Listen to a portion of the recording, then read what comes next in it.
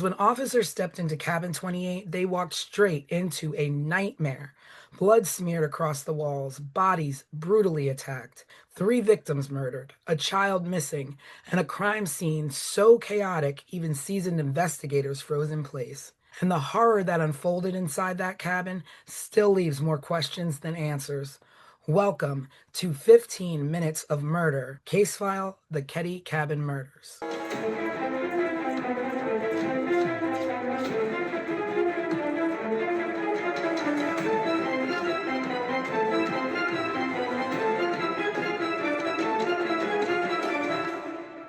Hello, everyone. Happy Sunday, and welcome to the full podcast version of 15 Minutes of Murder, where we are going to deep dive into the Keddie Cabin murder case. We're going to be running down everything from top to bottom that you saw in the mini case file, and we're going to talk about some questions that our viewers have had and submitted on our YouTube. I am your host, Tanisha Slater, with co-host Craig and our resident crime expert, Desiree. Present. So we're going to be jumping into a deep dive of this first case that we've done, the Keddie Cabin Murders, where a family was slaughtered in their home in a tiny mountain resort. And it's basically a 40-year-old mystery riddled with corruption. So this happened on April 11th, 12th, Keddie, California. The victims are Glenna Sue Sharpe, who was 36. Her children, John, 15, Tina, 12, Ricky, 10, and Greg, 5. John and Tina were actually murdered. And John's friend, Dana Wingate. 3 youngest boys survived the attack.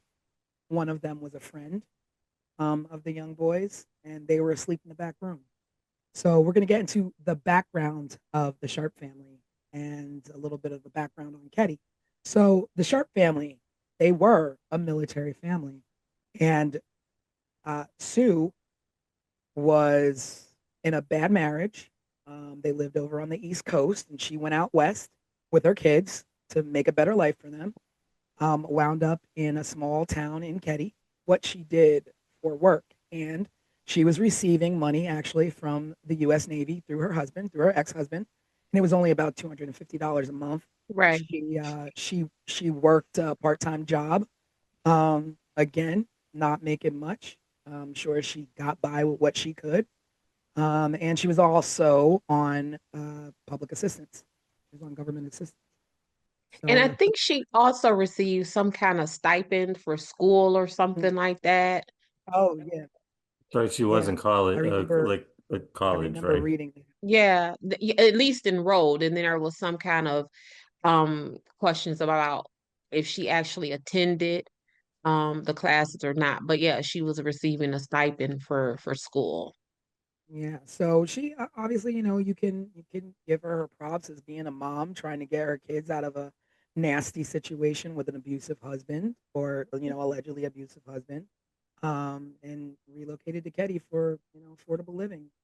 She Um, had she had a brother or somebody that lived near Keddie, California, right?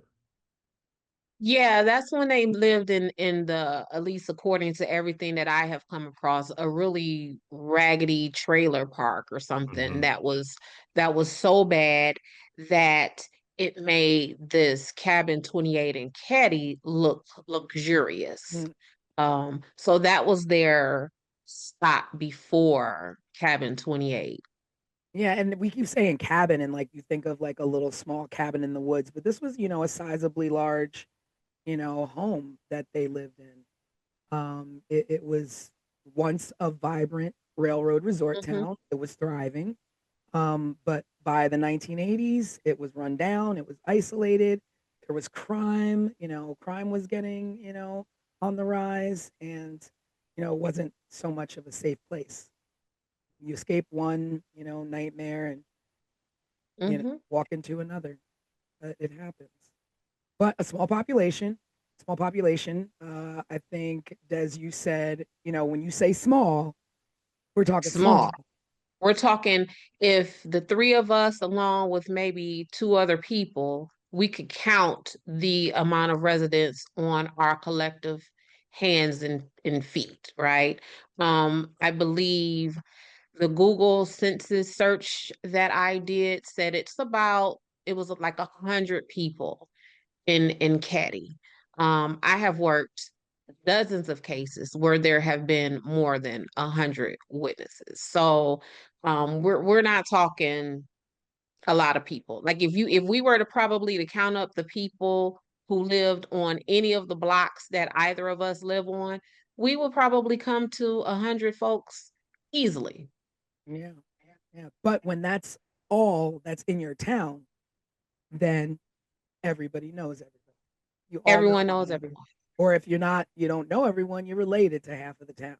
So, Right. the fact that, it's a small town and the fact that there was poor police oversight from the Plumas County Sheriff's Department kind of puts this case in a tricky situation of being unsolved all these years Mm-hmm. later.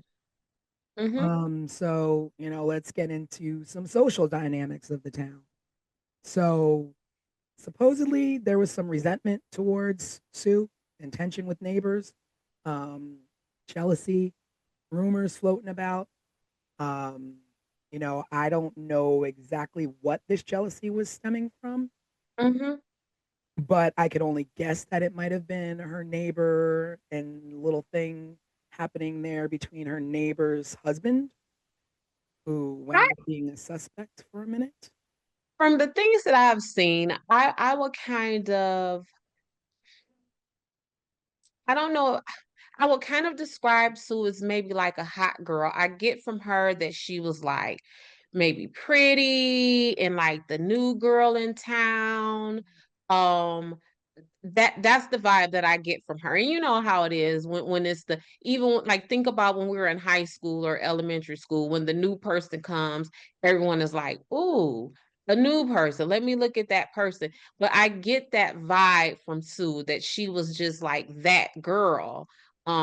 Whether because she's Sue Sharpe and just that girl, or if she was that girl because she was new in this community.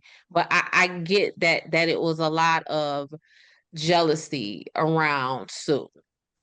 And, there's obviously things floating around of Mm-hmm. possible drug activity, Mm, uh, transient residents in and out. mm-hmm. And, you mix a lot of that. You don't know how much she got mixed into. And I also wonder if she knew that's what she was coming into, being that, she had family in Keddie. Did she know that's the kind of town she was walking into with her kids? Yeah, I don't know if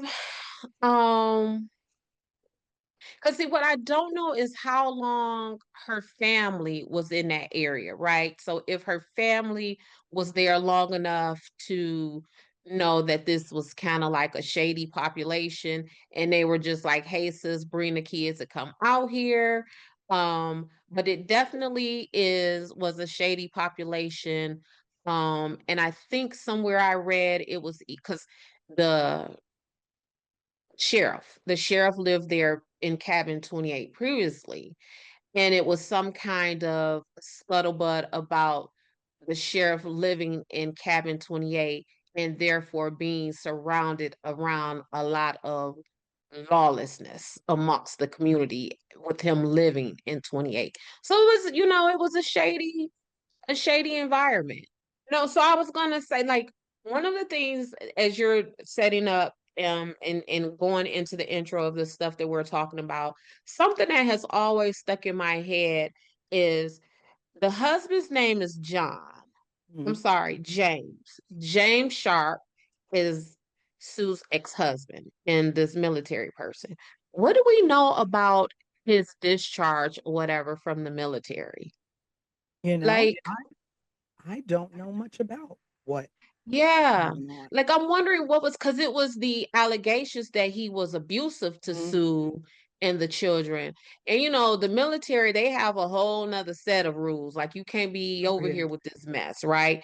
So Not I'm at all. wondering if like he was discharged from the military in what that looked like Yeah, in that is his definitely.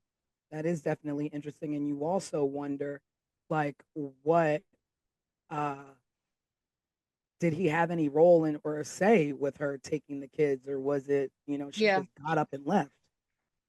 Because even like how much contact would he have had with those kids? Because what we know about children, they gonna run their mouth Yeah.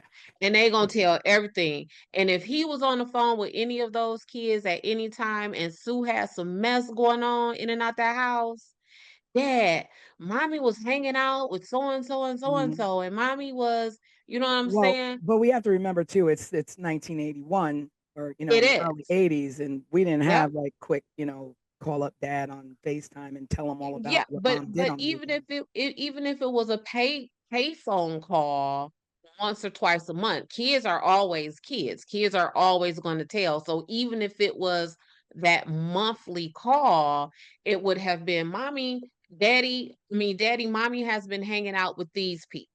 And as Yeah. far as the investigation goes, um, was James ever part of that? And did he ever report back to the investigators any information that the kids will have given him about the company Sue was keeping? True. Like, just where is James? I think that's a good question. Like all the research I did and all of the background I read about this case, they mentioned him and they mentioned that she moved a pretty long distance from the east coast of Mm-hmm. The US all the way out to Keddie, California, which I believe is like northern mid California somewhere up Yes. in the mountains. But that was the extent of it, just that he was abusive and that she bounced and took the kids with her. Yeah. Because I'm gonna tell y'all, when I'm working cases and I really want to find out some good stuff about someone, I will go into the family court side because typically courts have two sides, the criminal side, well, maybe three, criminal, civil, and then family. So I would then go into the family court side and run a person's name to see if there were any divorce filings, any paternity filings, any child support filings. And I will go and talk to that person and get tons of information from those people. So essentially, I'm going to find your baby mama or your baby daddy to give me all of the tea on you as an investigative tool. And I think that Mhm. if they didn't do that with James, they may have missed Mhm. a lot of information. But also the fact that, you know, a lot of people and a lot of things that I've read in the specific site where I read that, she wasn't exactly the ideal mom who everybody painted her out to be, and that she was actually renowned for leaving her kids and abandoning her kids and leaving them at home to fend for themselves, and that she spent most of her time with her best friend named Nina. So, I mean, you just don't really know what happened, because Right. but when I, people are saying, I mean, people are quick to say when you leave your kids, when you're not a good mom, people are quick to, point that out and just, spread that. yeah, and then I mean, again, you just said it is 1981. So was she leaving her kids or was Mm. she just like, because in 1981, leaving your I kids looked, mean, I was a latchkey kid. I had the I greenest string or two swear, on my neck. in 1981, it was you leave the house in the morning when you wake up, and then you come back at maybe street light time or something like that. So to say that she left the kids, right? Mm. Um, Looking back at it from my 2025 perspective, Yeah. I don't really know what that means. Because we were all left if that's the case. Yeah, certainly. I had an older brother, and the second my parents were gone and he was supposed to be watching me, he was gone and down the street with his friends. So I was home alone all the time until like the neighbor teenage girl would come over and sort of like babysit me until my parents would come home. Right. Yeah. So So I kind of want to give Sue some credit on that. I don't want to necessarily say, oh, she was a neglectful mama and she was ripping and running the streets. Yeah. I Yeah. don't want to go That, there with Sue just yet. yeah. I I mean, was that looking is for true. a little more information on the husband, and Yeah. No, the only thing I could find is what we already talked about. yeah. Mm-hmm. It's very slim. There's really not a lot out there about him. Just that basically she left him and was trying to look for something better. I read that she even stayed with his parents for a little bit. Oh, really? Um, yeah, that She was a stay-at-home mom while he was in the military. Mm-hmm. but So yeah, there's just a lot about like her mothering, and sad to say, like when you have a lot, it makes me wonder if people were talking bad about her being a mom, be, are they recalling her being a bad mom because of what happened, or if they really thought that. Right. And so, like, basically, like an implied truth, kind of like, Mm, oh, well, now that this has happened, yeah, hindsight, I guess she was a bad mom because how else could this have happened if she wasn't a bad mom? And mm, I feel that's a sad and unfair assessment, right? right. Um, I mean, because when you think about it, you could say somebody's a bad mom all they want, but with that amount of kids, and you are concerned with, she could have left and went to Keddie all on her own and left those kids wherever if she didn't care. she could If have she left him was a with bad James. mom, she could have left them with James. She could have left them with their parents. Mm-hmm. Mm-hmm. So like you, I won't Mm-hmm. go down that road and and speak ill Right. in that way. Um, Yeah, because that parenting thing, I like to kind of shy away from that because mm, I got 4 kids and a husband, and it's hard, mm, right? So I yeah, can only imagine what it would be like as a single mother with 4 or 5 children and very little income. So I definitely want to give Sue grace and the benefit of the doubt on that. yeah. So the children she had from teens down to little ones, and we'll just like recap the activities of that evening. So what we do know is that on that evening, John and Dana went to hitchhike to hang out in Quincy, where I think that's where her brother had lived, in a Mm-hmm. small place out there. And they went to go hang out with some friends. And their friends that claimed that there was possible encounters with drug involved teens. I don't know a lot about that, and that the friend Dana was seen with some sketchy individuals, some street locals. So Yeah, in this side of town where this activity where the kids were hitchhiking to and going to party to, that's the side of the town that everyone alleges that Sue would, when she was abandoning the kids, that's where she would go. mm, On this side of town. mm, Um, and it was some like conflicting evidence, I mean, conflicting information about how the boys got back home and who took them back home and mm, was that those sketchy people they were with in yeah, this were they sketchy part of followed? town. I mean, that's true too. If the kids Yeah, were like involved in something that mom didn't know about, did the kids owe money? Did the kids, yeah, get too cocky out there? Like we don't know. And yeah, and how, and who exactly was Dana Wingate? Like, like they couldn't have been, lifelong friends. These are new. This has to be a new friend. You don't know who he was or what he was into or what he got John into. Because I mean, you could go off on any angle and be like, oh, it was the kids hanging out with the wrong people, or it was right. Sheila hanging out with the wrong people. It was the neighbors who were jealous. There's just Yeah, so and that's what has frustrated me from the top to the bottom about this case because it has just been left with so many possibilities, right? So at some point, if we start off with 10 theories or 10 possibilities, at some point a thorough investigation will narrow that down. So now we went from 10 to now we're at 6. But with this case, all of these possibilities and all of these theories have been just left to fester and survive 40 years later.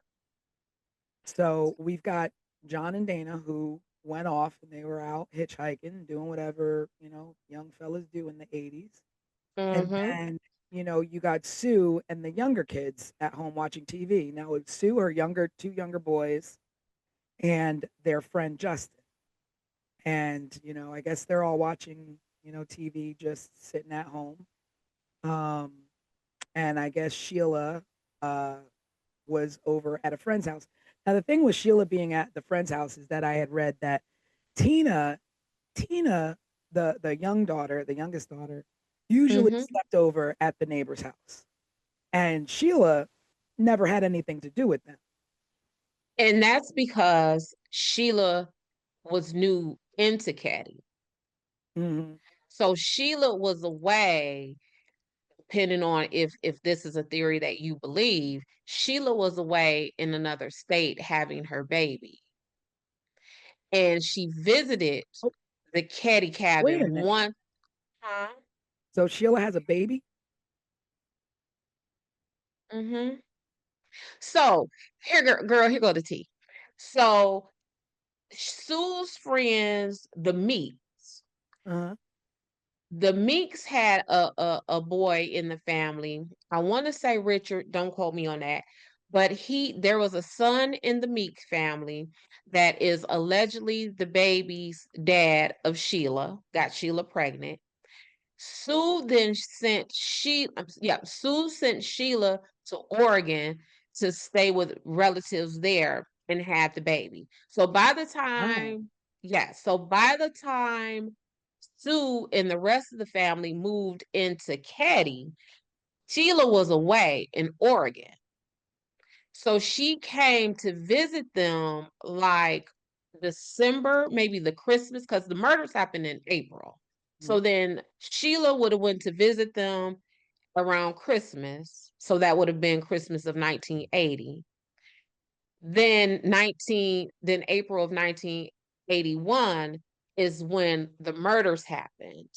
And a few weeks before the murders happened, so now we're in late March of 1981, is when Sheila moved in to Keddie with the rest of the family. So then that makes it even Mm. stranger that she Even would be at the stranger. neighbors and no baby. And no baby. So that's a whole nother theory, right?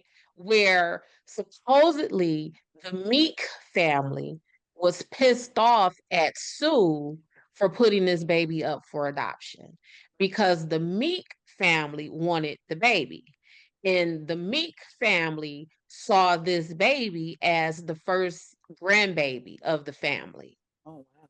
And So where did the Meek family live? they lived on the best way for me to describe it is that they would have lived on that sketchier side of town. Not to Yeah. say that the Keddie Cabin ain't the sketchy, because obviously it Yeah. is, but they live on that other side of the town.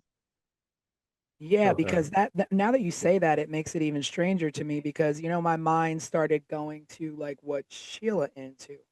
And so I was reading that, it was typically Tina because the neighbors had younger kids that Tina would go over and Mm-hmm. always spend the night there and, hang out there. But that night, while Tina was there, Sheila went over and sent Tina home and Sheila stayed there.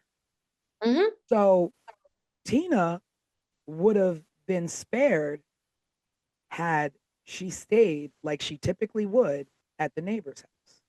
Right. But Sheila sent her home, Correct. which is odd.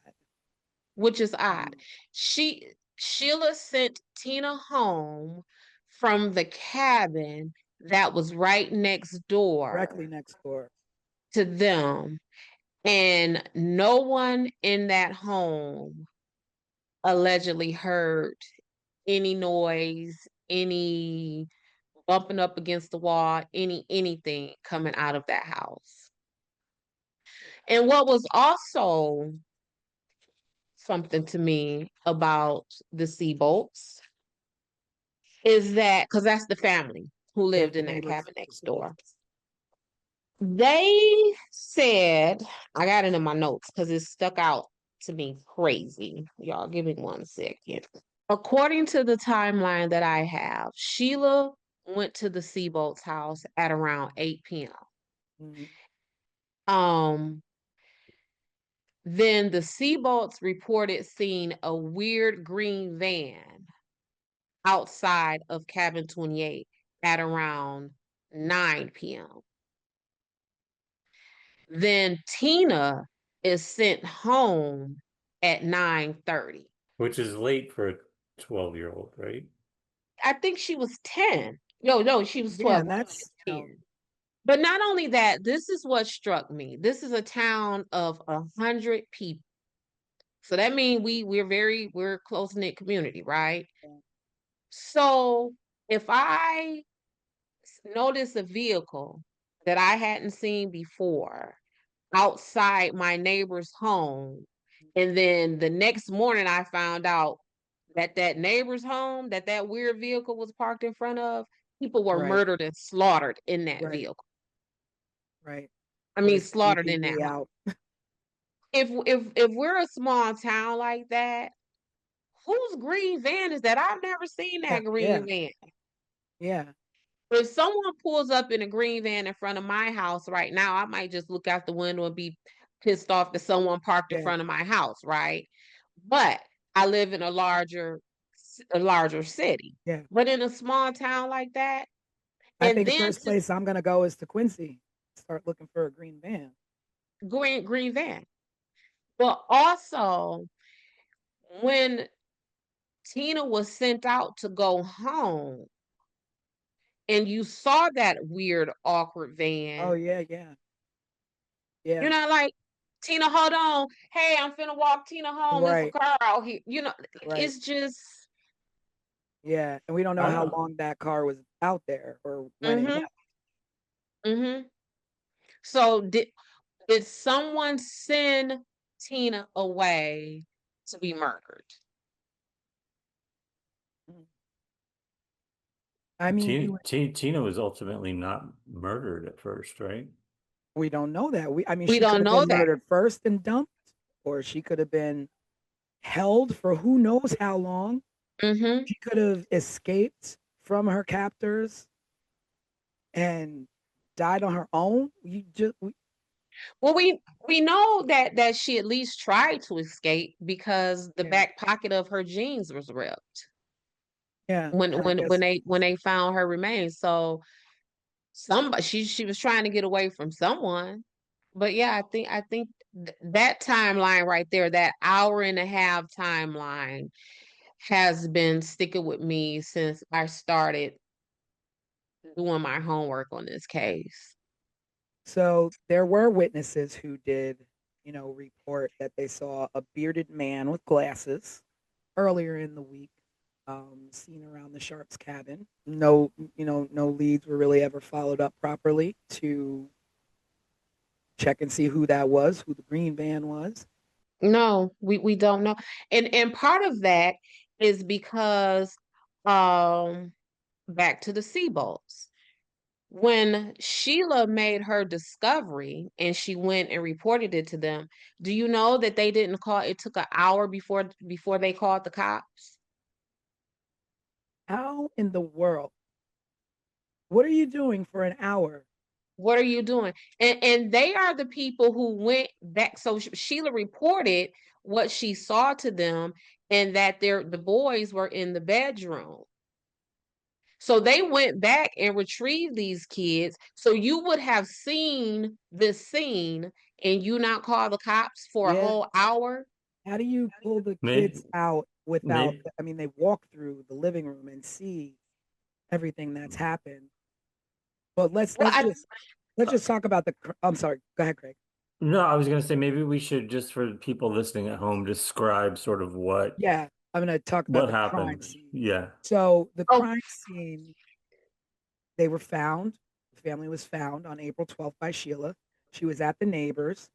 She got up in the morning. She walked home, opened the door, and found her mom, John, and Mm-hmm. Dana slaughtered in the living room and bound with medical tape, bludgeoned, stab wounds, blunt force trauma, blood splatter everywhere, uh, Everywhere.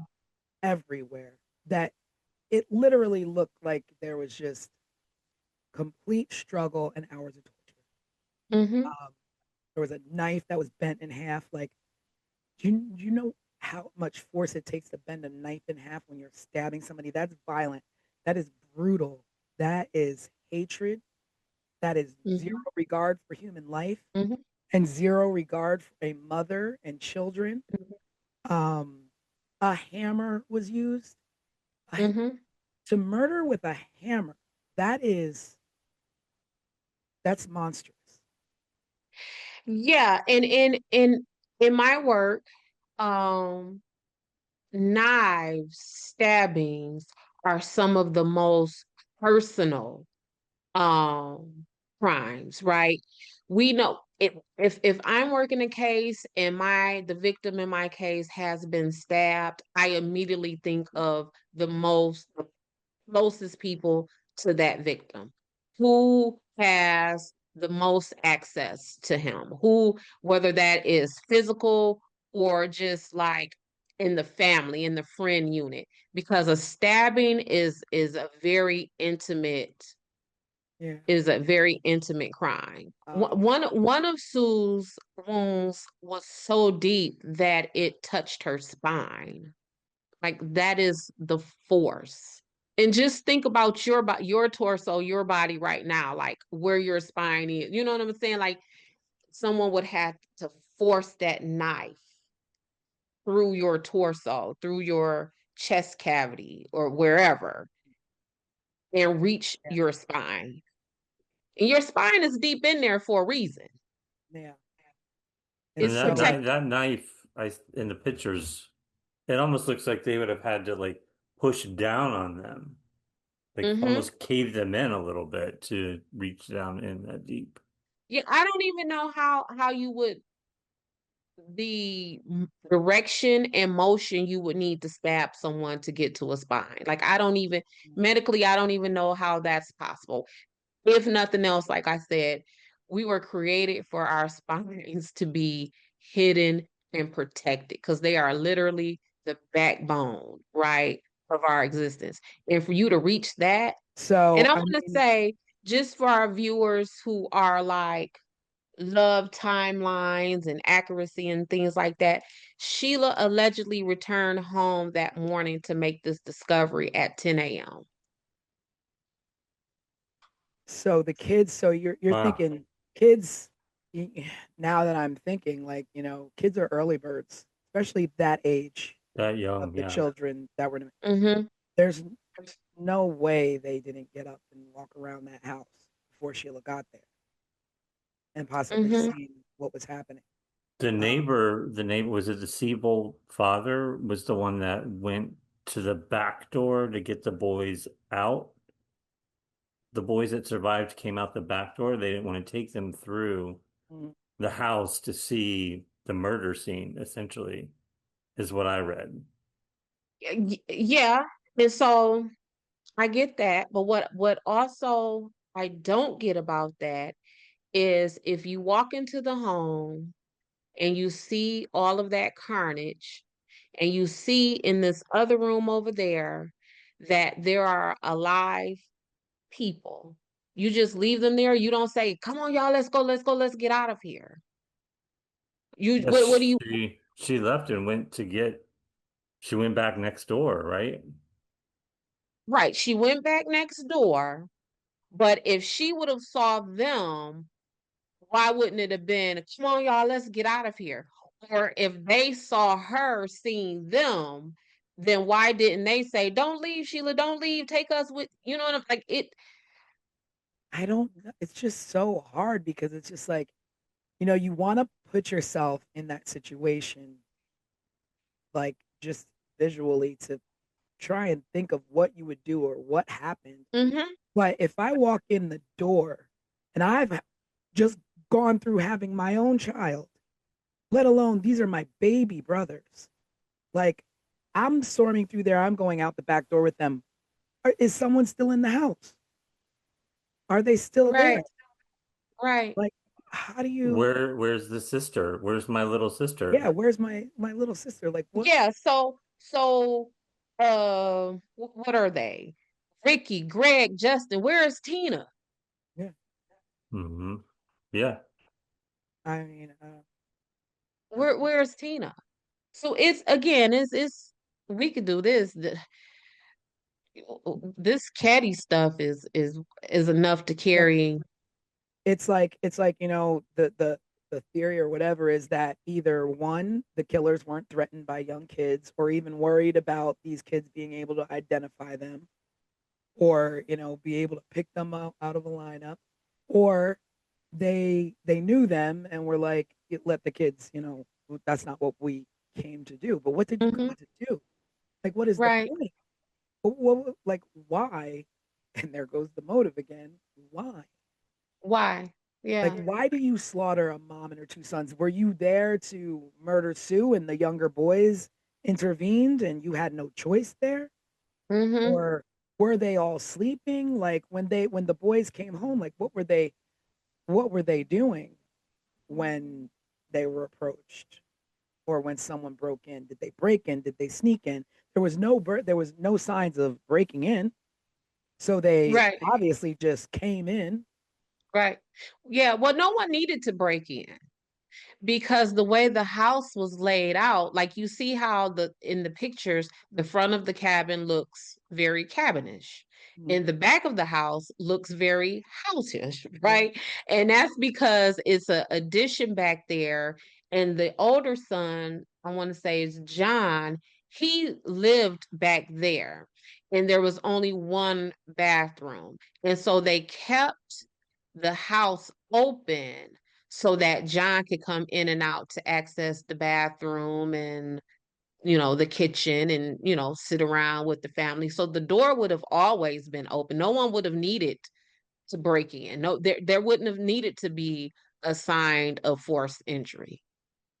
so like, thinking and knowing and knowing about the case, three basically grown-ups, because when you're a teenager, you're big enough. Mm-hmm. I mean, you see the boys, they're not little, you know They were so 17 at the time, right? yeah, so I mean, Mm-hmm. they're nearly on their way to being young men. So there were multiple weapons. I mean, I don't know from experience, but I do know that murdering someone is a physical, exerted activity, Mm-hmm. um, because you're fighting someone to overtake them. And Yes. so, can one person overtake two boys and a young mom trying to protect her kids? So, is there more than one? Yeah. I was for that scene, the way that scene looked and the damage that was done to Sue and the children, I would dare say that it was maybe two or three people in that house, because we would have needed someone to not just cause the harm, but we would have needed someone to control that scene. Because otherwise, you know, someone coming out the window, Yeah, someone's running out the back door. And yeah, in fact, while we're talking about the back door, there was a weird fingerprint or thumbprint on the railing of the back stairs, and linked to who? unidentified. Yeah, that's what. So, Keddie, this is what we're talking about. And but that jives with, maybe that's the reason why there is no forced entry, because if you are Sue's friend and you visited the family regularly, you would probably know that they kept that back door open. So if you're coming in to murder them, Yeah, where are you coming from? You're coming from the back door, and you may have planted that thumbprint on the rail as you're coming up and down the stairs. But yeah, that's the well, cabin. Well, yeah, but so that takes us to the investigation, right? Which had all kinds of problems. Oh, some of which we've already discussed. Yeah. Let me say this too, y'all. So this is the full timeline that I know it. So we have Sheila going to the Seabolt's cabin at 8:30 p.m. that night. Then the Seabolts reportedly see the van outside cabin 28 at 9 p.m.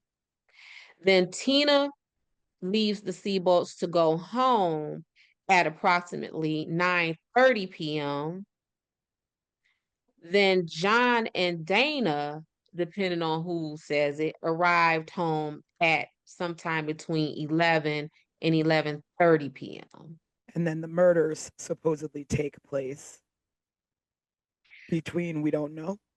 Between we don't know. So around 1:15 that morning, the folks in cabin 16 woke up because they heard noise. Marty and Bo left the bar that they were hanging out at. Who is Marty and Bo? So Marty, Marty is I know who Bo. they are, but we I know. should explain who Go they ahead, crime are. expert. we're Yeah. about to. We're about to. Okay. So Marty Smart is Jason, one of the little boys who are in the bedroom. That is his stepdad. It's Justin or Jason? Justin, Jason, what did I say? It was Justin, right? Okay. Justin. So listen, I'm a mom. I don't even know my Whatever kids' your name names is. sometimes. Yeah, whoever you are, that person. So that's his stepdad, and Marty is married to Marilyn. Bo is Marty's homeboy. So they were at this bar acting a mess and drinking and fussing and causing a commotion, and they left the bar at 1 a.m. Now, And the two of depend them were actual suspects. They were suspects. That's where this is going. So they were the suspects. They leave the bar at 1 a.m. And not only are they actual suspects, but the legend is that Marty was having an affair with Sue. Mhm. And Sue may have told Marilyn, who was Marty's wife, that of this affair. And so, Or I heard or read what you that hear she was trying to convince Marilyn to leave her husband. to leave? So Marty and Bo at the bar, hanging out, whatever, they lit. Then they come. So then we got the people in cabin number 16 hear some noise and commotion at 1:15. Now, Marty and Bo allegedly returns back to that bar at 1:30. So what's the So time frame between they leave the bar and come back to the bar? 30 minutes. 30 minutes. Exactly. Mhm.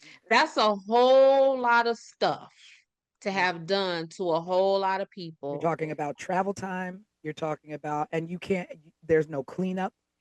You're going to have blood Clean. all They over gotta you. clean themselves. Yeah. You can have blood all Mm-hmm. over you, and to murder Mm-hmm. 3 people in 30 minutes or less than 30 minutes, maybe 10 minutes, you're And leaving and fingerprints. and you're gonna want to sit down because Yeah. if you're stabbing someone so hard with that much force where you're reaching their spine, you're tired, you're out of breath. It makes me wonder, like, why they were even suspected. Like, was it solely on the supposed affair, or because they were at a bar and left the bar, they were Well, hell bent? one of the young boys that survived out of the three described them. Mm. But Remember, he he was was, describing, but then Justin's just allegedly describing his dad. yeah. Correct. And then So that there maybe is maybe they did go to the cabin. Maybe he just went there to check on his kid. I mean, that's a Yeah, possibility. that's a whole nother set of like a whole nother level of twisted though. Like I am going to go into this home where my stepchild, if you want to be specific about it, where my child is asleep and there to have a good time with their friends, and I am going to go in this house, me and my drunk homeboy, and we are going Mm. to slaughter everyone in this house while my son is in the back room.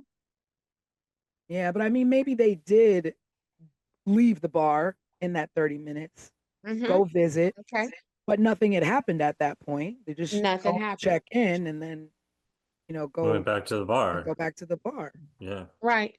But So I don't, you don't think what'd that you happened? say? You don't think that happened?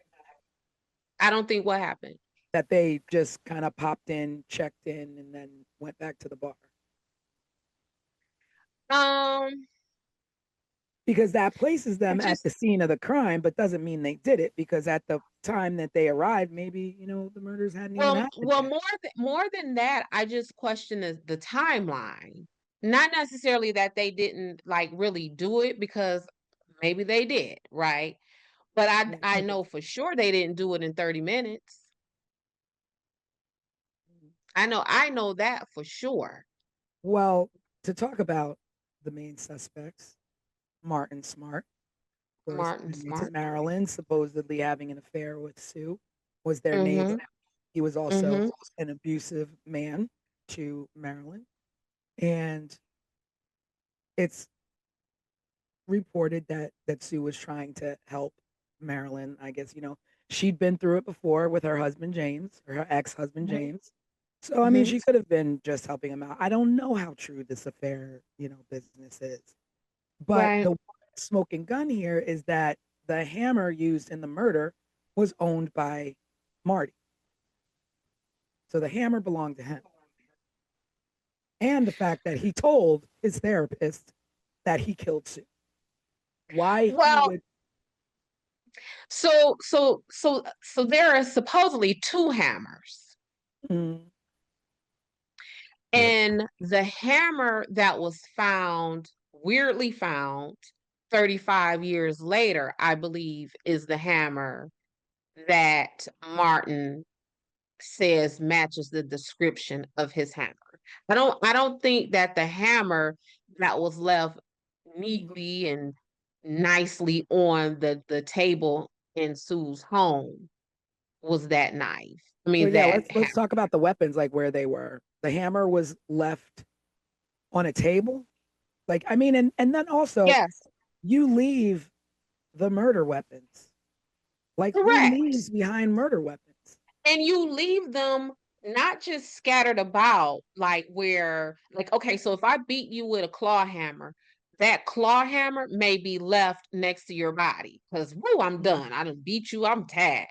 But for them to leave the butcher knife and the claw hammer, um, still bloody on a table, that's like a weird level of care and Yeah, concern.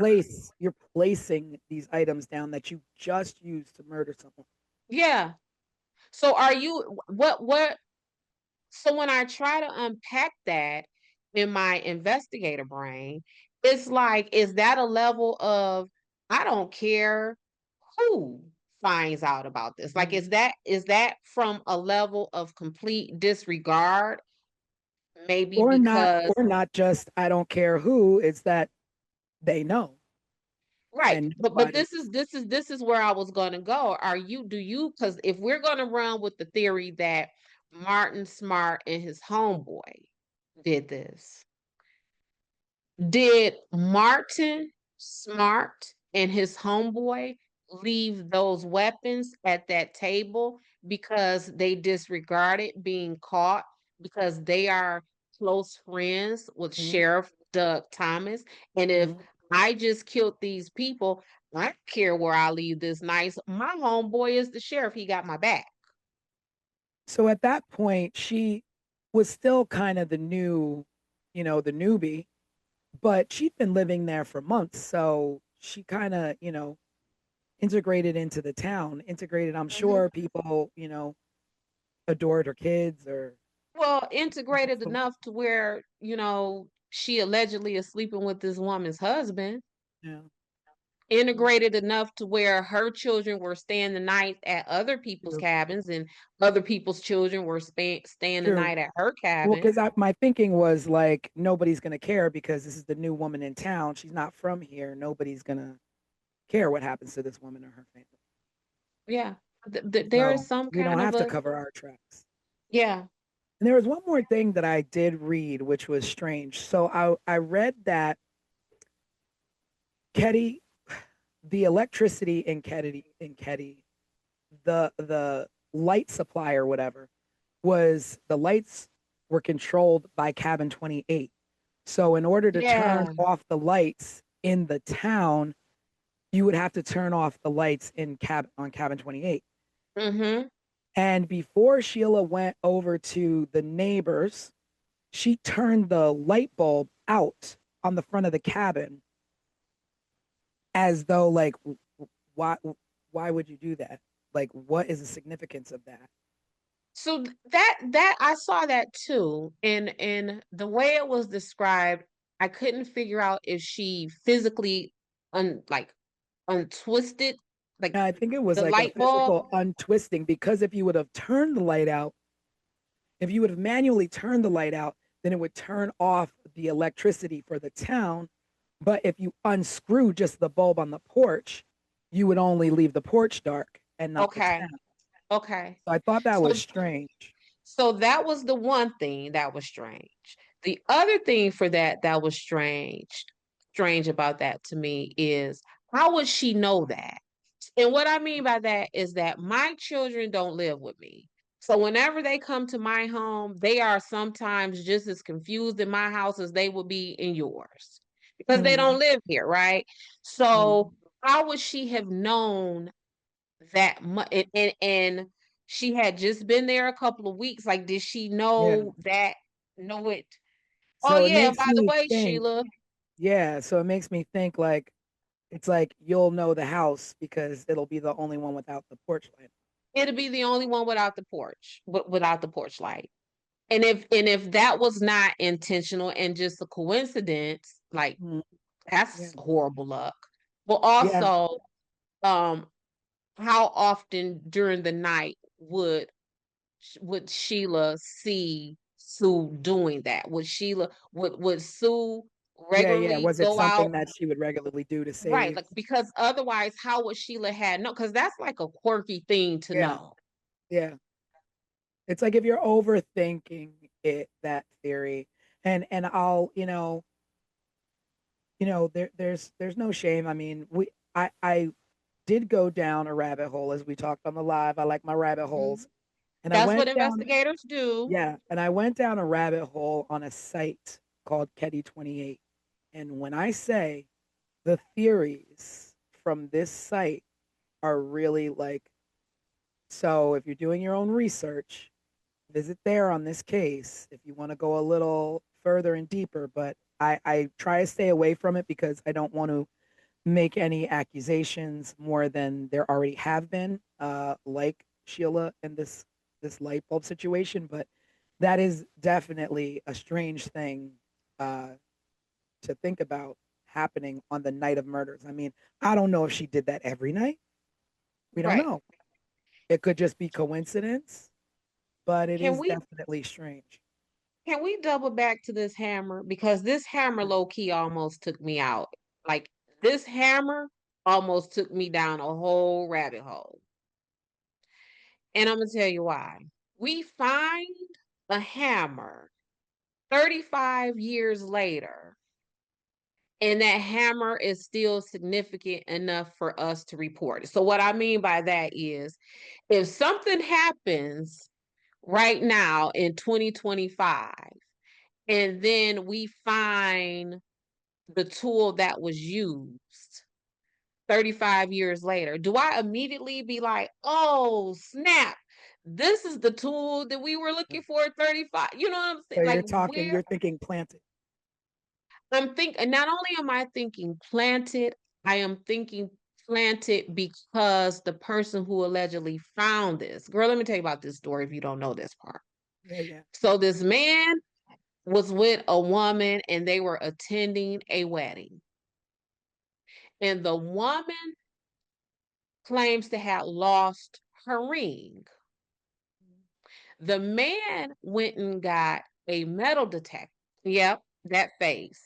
He went and got this metal detector and he's out looking for this this ring with this metal detector and what is now at the time they're searching a dried up pond.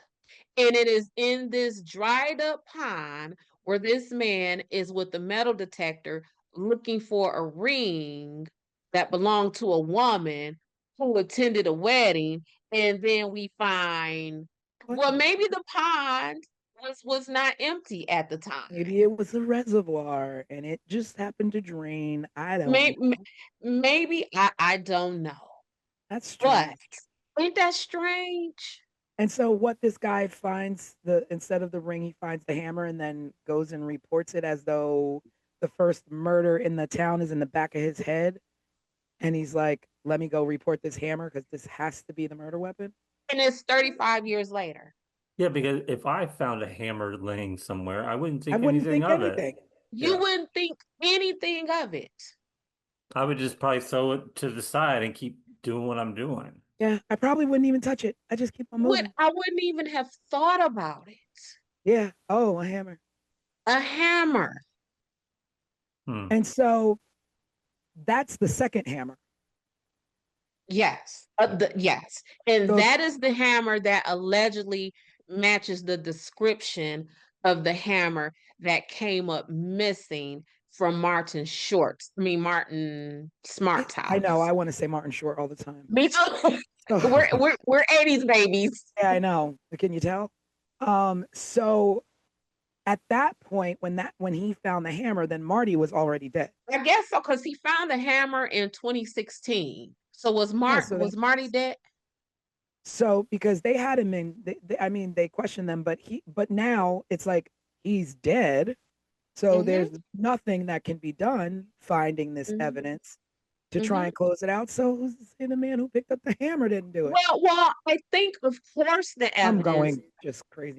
was not going to close this out because it was reported to the detective from the Sacramento Department of Justice because that's who they called in to work this case to take it out of the jurisdiction or whatever for the Plumas County Sheriff. Mhm. But those Department of Justice people were not homicide detectives. They were organized crime agents. So, they don't, not to say that they don't know how to conduct a homicide Yeah, investigation, but that yeah. you So to that's recap about botched evidence, now we're talking about a hammer found mm-hmm, 35 years later in a dry pond. in a So there's tripod. contaminated. So there was contaminated crime scene evidence. Mm-hmm. There was no neighborhood sweep done. There was no forensic preservation whatsoever. There was interviews were delayed, and in delaying interviews, you give people enough time to get their story straight, and tips were ignored. So people Mm-hmm. giving tips of saying, "Hey, I saw a green van the night of the murders. Hey, I saw a strange man." These things were ignored or weren't followed up Yes. on. Yep. And I don't know whether that's from a small town and not having the experience, but I mean, you have the common sense. I mean, there's common sense. I mean, literally, our country is steeped in crime. I mean, you watching old episodes of FBI and all this, and you're the police chief of a small town. I mean, I'm pretty sure you know what to do first. I mean, everybody pretty much knows what to do in the first 48 hours, in the first 24 hours. Mm-hmm. Question everyone, I was about to say you sweep just talk to people. everywhere, comb the neighborhood. Uh, Mm-hmm.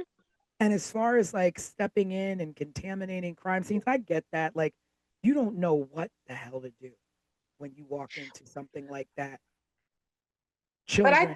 think even back then, what you're saying is contaminating a crime scene. It may not have had the same importance that it may have today.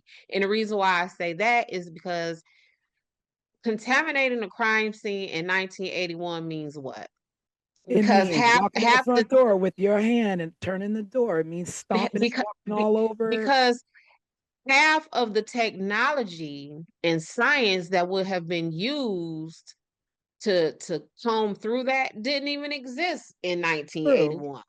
So true. what But again, you don't want to walk into a crime scene stepping on blood spatter or touching anything. Touch nothing. Even I know, so, grab a pen and pick up the yep. gun with a pen. Like, don't touch anything.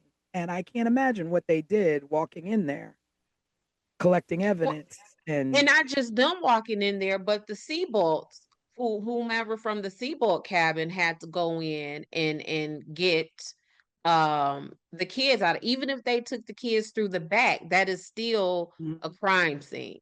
what Did did It's they anybody do? question the kids? Well, so, yeah, so they because did. Justin, he was And 12, right?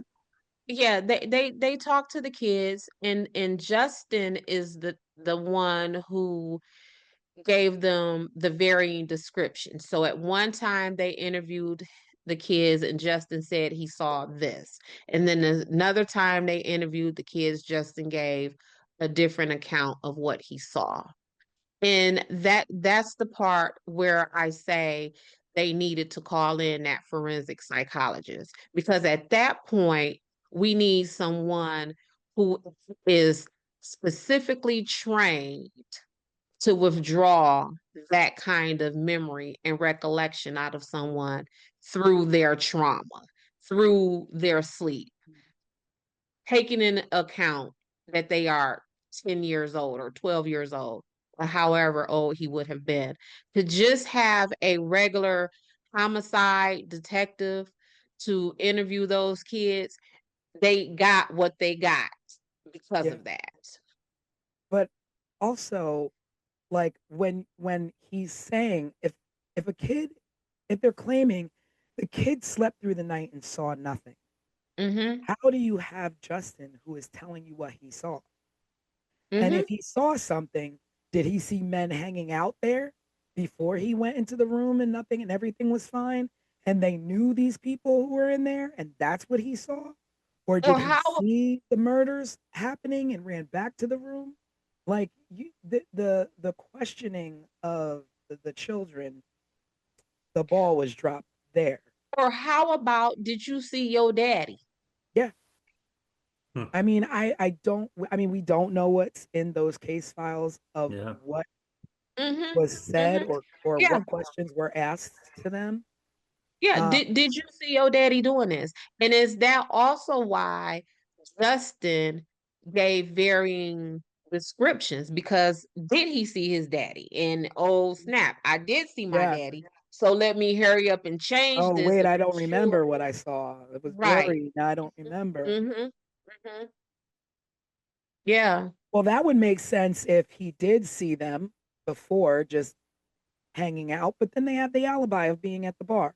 But then is everyone at the bar telling the truth? I mean, we don't have, surveillance cameras to prove when they walked in the bar, Right. when they walked out of the bar. They might have never even been at the bar. Mm. They could have been at the house the whole time. And the truth of the matter is, who, even if all of these things were reported, so if the Seabolts would have said, hey, um, we saw John Smith in that green van, or if someone would have been able to identify this strange person in these glasses, or if someone was able to provide the name of this person who just so happened to find his hammer 35 years later. If someone would have provided all of that information, if the county sheriff is crooked and steeped in the middle of these people, what he gonna do? He gonna give a full That's true. investigation? That's true. But then also to go back to like, were they at the bar or weren't they at the bar? Talking about who Bo was, Marty's friend. Mm-hmm. He was an ex mob enforcer. He lived Correct. in Martin's basement. He had a Yeah. criminal record and he had ties to the FBI. So if they Mhm. wanted to cover up anything, no problem. They were at the bar. No problem. We're at the bar. Better yet, no problem. We just gonna go ahead and sit these knives on the table because Yeah, we ain't worried about that. We ain't worried about nobody no figuring out what. problem. We'll leave you something to investigate. That'll Mm-hmm. lead to nowhere. We got to leave Mm-hmm. something. Mm-hmm. I mean, that's crazy. And like, what exactly is an ex-mob enforcer? Like, w- you're it, you get out and they ain't not pulling you back in And they not pulling back in. Well, we know just in a from small neighborhood town. gangs, Yeah, just from neighborhood go ahead, gangs, they Danielle. think we can't let you go. Where do you think you going? An ex-mob enforcer. Like An I don't ex-mob feel like enforcer that is from just Chicago. So in a small town. Yeah. somebody from Chicago finna move to Keddie, California, and live in a Mhm. cabin. No, Yeah. live in someone's basement in the cabin, Yeah. and you from Chi-Town. Nah. That's not how it works. Well, Mm-mm. What you about to say, Craig? I'm thinking forward a little bit now because I'm starting now to think about three different things. Um, Okay. the letter that Marty wrote to his wife, where he Yeah, that's going back essentially to him telling admitted his therapist. admitted that he did it. The phone call that came in about Tina and her skull, I feel like it came from a payphone or something. And then I'm also now going back to Dez's theory of this family who wanted the the grandkid that Sheila had. Like, what happened to them and What happened to them? all of this? And Well, I don't. do y'all know that that call to report Tina came in almost 3 years to the day that the And do we Keddie know murders who the happened? call came in from, or it was anonymous? It was allegedly anonymous. Because I feel like Yeah, that's a whole nother element to Mm-hmm. this. Is where did Mm-hmm. Tina go? Where's she been for 3 years? The skull was found 100 miles away from Keddie somewhere. Yeah. so And Tina was how old when the murders happened? Who, Tina? 12, Yeah, She was and 12, so at the time they found her skull, she would have been how old? like 15, 15. going on 15. But she could have been dead the whole time, you know? She could have been dead for Maybe, three so years. so Craig, you're thinking like she I was. see your wheels turning, Tanisha. So you're thinking that the people possibly who no, that's not. I'm not What are really, you about to say? I'm not thinking anything really. I'm just making sure we don't leave her out of the story because, Tina? Oh yeah, no. Well, yeah. yeah, no, we're just going down that rabbit hole of that whole who was involved and how criminal it was.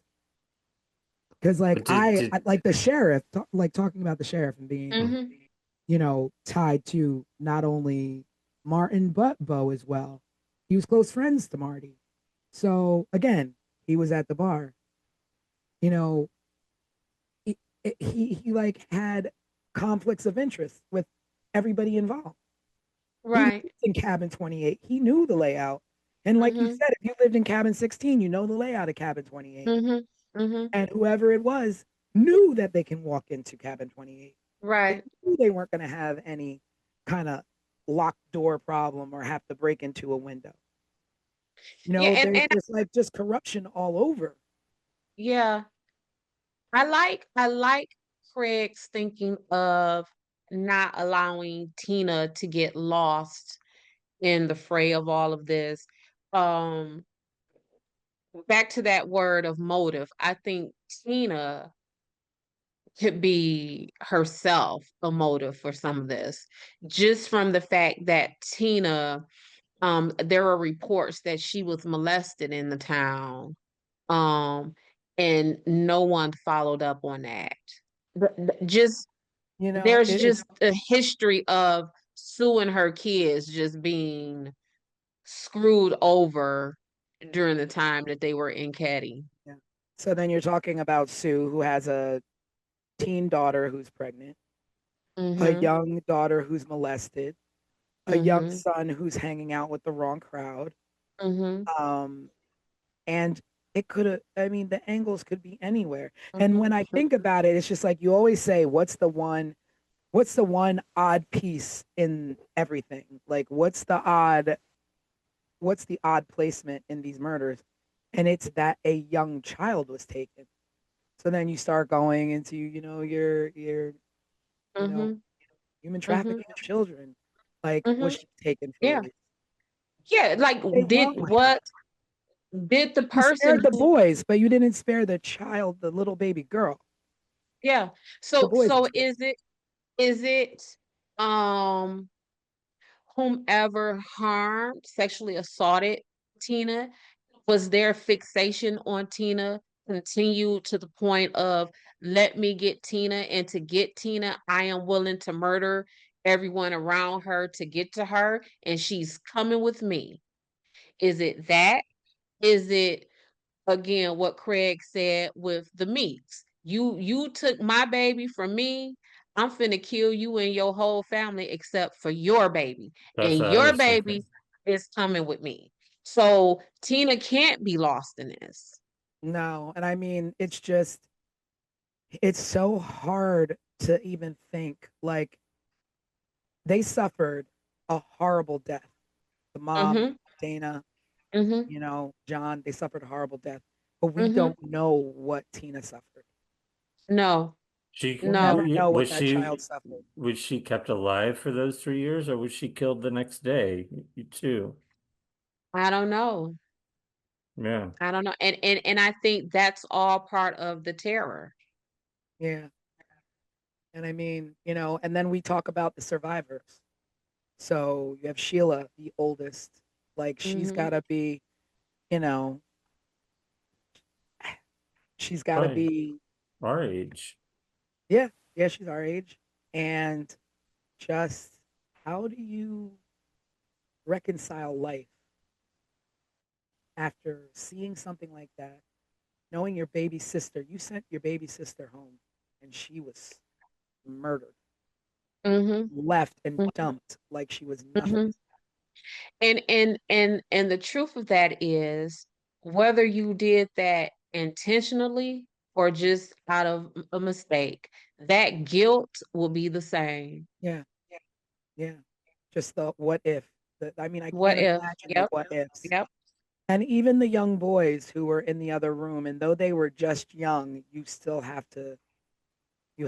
I mean, at 12 and, even 7, I look back at things and go, what if I would have done this? What if I would have done, Right. let alone, my big brother, my mom, you know, done the way they were done. And it's just so sad to me that, people are quick to, oh, I found this hammer. Oh, we found the skull of Tina. But yet there's still no further push and investigation. And Sheila to this day is still trying to investigate and have, answers for her family. And I don't yet nothing. You get know. two random tips from left field, but you have no investigation into those things that lead to just dead ends. Yeah. And Sheila Yeah. Sheila did do an interview, I think, with People in 2016, Mm-hmm. talking about her experiences. You can also find a lot of videos on YouTube of with her and her brother revisiting Keddie, actually, and it's very hard to watch them revisiting and recalling memories from that time. And it's just, I really hope that she can find the answers to what happened to her family. She deserves that. She absolutely deserves that. And I think um we all do. Mhm. Yeah, Um just because I think that the Keddie murders are so gripping because we all feel that human dynamic of this. And granted that for a lot of people who are listening to us, a lot of people who have researched this case on their own. These are people who, like, they may not have even been alive yet when these murders had taken place, but it's something about this case that just pulls at all of your human being fibers. Yeah, and I think too for me the draw was that this was our time. These are the Hmm. kids. This is when we grew up. Right. And in the 80s, things were like that. It was, you were free to ride your bikes until the street lights Correct. came on, then get home. You were over your friend's house for dinner, your friends were over your house for dinner. And it Hmm. was that it was a little bit of a more of a carefree. You didn't really worry too much about your neighbors. You could Right. leave your doors unlocked in some places. Right. And to just think like you put yourself in that, like, I think of the friends that I grew up with and I'm like, I just can't even imagine. Right. And that's what makes me offer so much grace and Yeah. consideration to Sue, because that was all of us, whether our parents were somewhere, CEOs of General Motors, or I don't know, cashiers at White Castle. Mhm. Our story was the same as children, that we were out and about, Mhm. not just so much left alone as we were just out and about. Like you watch, I don't know, you watch it, right? You watch Yep. Dairy, you watch Yep. any of these times, right? Stranger Any Things. Yeah, Yeah. any Spike Lee movie where he, That was the is, 80s. yeah, that is what that element was when it comes to children. So that's, again, I don't want to, you know, dog Sue out about that, because that of this whole case, that right there is the one thing that was closest to the normal Yeah. than anything else. And also, you in saying that you don't want to dog Sue out for the way she raised her kids. And I mean, I give her credit for breaking away from an abusive man and Mm-hmm. wanting better for her children, whether she let them run about or not. And kids are gonna, I mean, you could try and raise your kids as great as you want, but there's all kinds of influences out there. And Right. just like you don't, want to dog out Sue, I don't want to, you know, put this like Sheila did it. She's the only one who survived and the boys were too young. Like this is just, your brain tries to think of anything to grab onto to explain away what happened to these people. Because guess what else Sheila has to deal with? It's not just the guilt of, dang, did I send my sister over there inadvertently to be killed? Or, dang, I don't know who killed my family. She also has the burden of being the sole survivor, and everybody like, "Oh, you did it." Yeah. And not only that, she also has to live with the fear of Right. being no one's caught, someone's still out there. What did Mm-hmm. they want? Did they want my mom? Was it me? Was it my Right. who was it? Like you still live with that fear and that like, you know, that just you cannot trust anyone in your life. It, it's also her two younger brothers. They were ones that I could never find any information on during this Yeah. whole research Yeah. process. And I But they're mean they're that's still alive and they're still out there. yeah. But I mean, at that point I'm like, they have to be protected. Um, what the psychological trauma that they've probably grown up with, had to deal with, and whether they got, professional help or not, that's another Mm-hmm. thing too. Like, were they just left on their own to figure out how to Mm-hmm. navigate life with a tragedy like that? Did they grow up with anger? Did they grow up with hatred? They grow up to be kind young men? Did they grow up to be family men? I mean, I don't know. Mm-hmm. Yeah. I don't know. Yeah, I no matter who actually committed these atrocities to this family, right? Um, I blame law enforcement.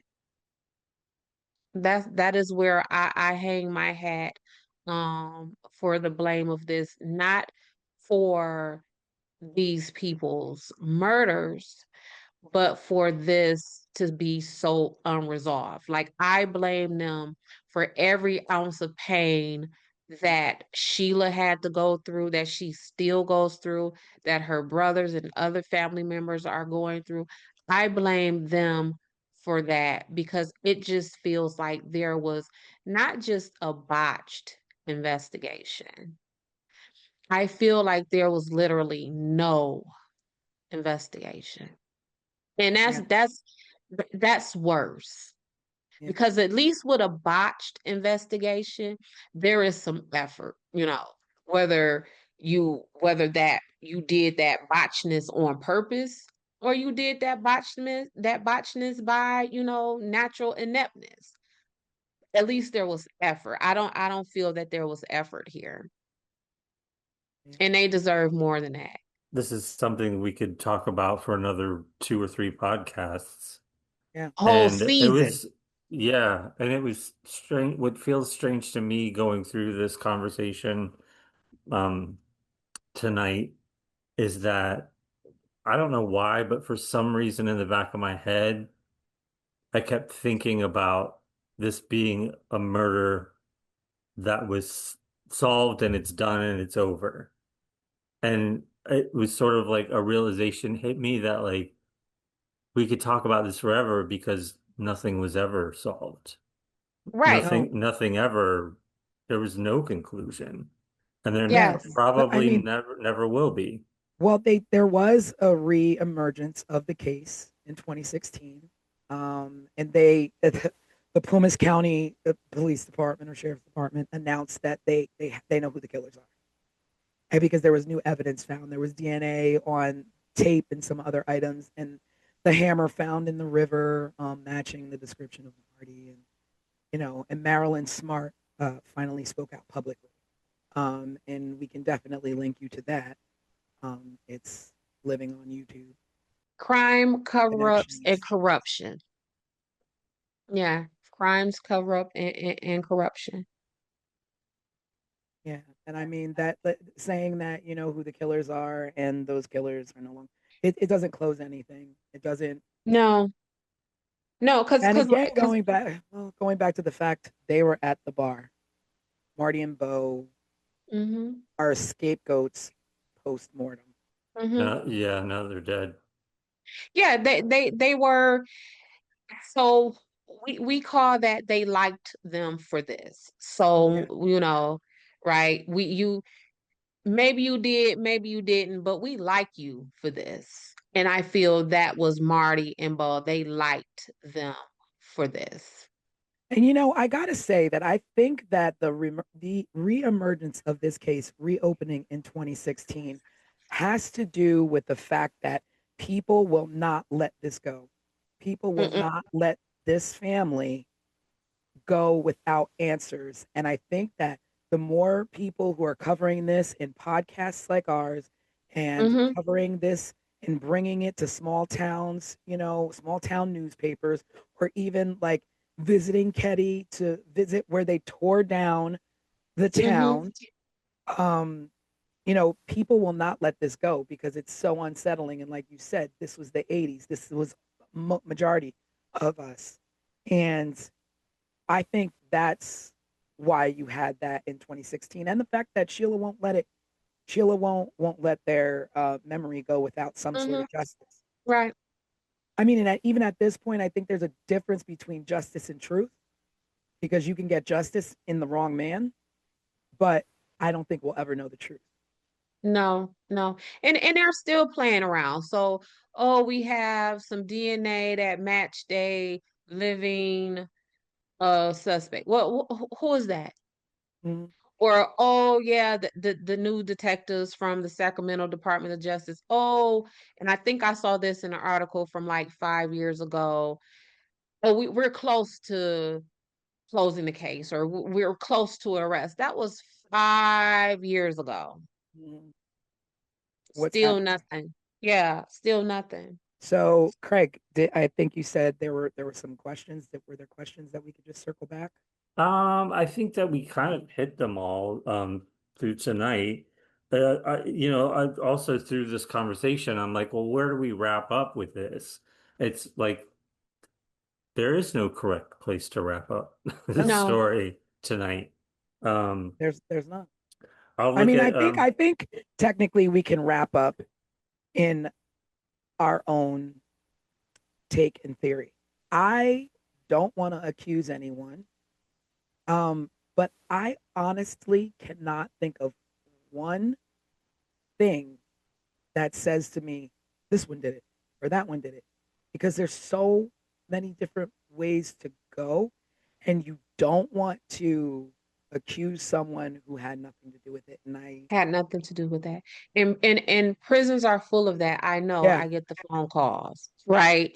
But again, that's what I mean by the brunt of the blame, at least for me, lies with law enforcement. Because again, if there were 10 running theories at the time, if y'all would have done even a piece of investigation, maybe now we're only down to 6 theories. yeah, yeah, They do a little bit more, maybe we're down to 4. Like you chip away at it, right? And there was no chipping. No one had a wood chipper in Keddie regarding Sue Sharpe and her family. yeah. I So think I think if we wanted to take a question that we got from one of the viewers at home this past week when we released the overview of this case, and of course everyone listening or watching this should check that episode out. We also have a case file that gives a little bit more of an outline of who was involved and how things sort of went down as well.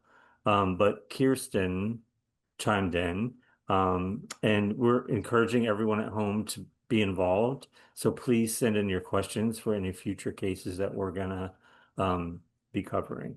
Um, Kirsten said, when the case was reopened and DNA was found to belong to a living suspect, why did the case stall? And I think we kind of just covered that question. Mhm. Yeah, I again, always, always, always, because that is their role. That the police, this is their role to investigate and get to the bottom of this. Um, why did it stall? Well, we kind of just like Craig said, we kind of went through some of those theories yeah, of I what mean, it might have. short of doing what Desiree does in the real world is hopping a plane to Keddie and knocking on some doors. Knocking on Um, doors. Otherwise, a phone call is not going to do it in these Right. days. Because it doesn't matter how much DNA you have, how many fingerprints you have, how much surveillance footage you have. If people aren't giving you stories, then you almost have nothing. Like I don't walk around with a DNA testing kit in my pocketbook, right? You know, just talk to me and tell me what I need to know, and then I could branch off from there. Just it is only 100 people.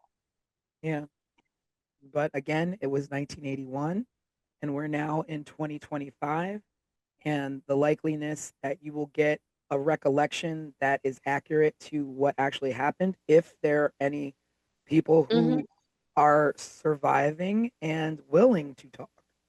Um, Mm-hmm. I don't know. But at the end of this, our first case, the Keddie Cabin Murders, it all comes down to botched police investigation. Botch police. And Yeah. that's who we would have to put it on, because it's still open to this day, even Mm-hmm. though they claim they know who the killers are. Mm-hmm. It's still an open case, and we Yeah. don't have answers. And maybe you all out there can keep researching and going down the rabbit hole to, you know, find some other leads or other theories. And of course, keep up with us on 15minutesofmurder.com, where if there's any new breaks in the case, we will update as well. Um, but until then, like Desiree said, this falls on the police, on this county police. Yeah. Great. So tune in. on Wednesdays. We go live for a little while. If you want to check in with us on Wednesdays at 7:30 p.m. Eastern Time, we'll be on our YouTube channel live, so you can chat with us in the reel. And then next Sunday, we'll be starting with a new case. So you won't get this podcast version. You'll get the produced episode that gives an overview of the case that we're focusing on next. And then, of course, keep following that channel, that timeline.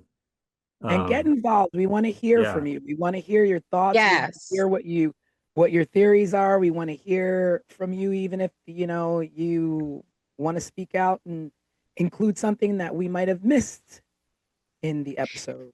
And I love me some Tanisha and Craig, but I would love to talk to some different folks. You know, I keep it spicy. Yes. Yeah. Yes. And going forward, we're trying to work and build on some exciting things to bring to you. I won't reveal what they are, but we're working on some extra features for our podcast.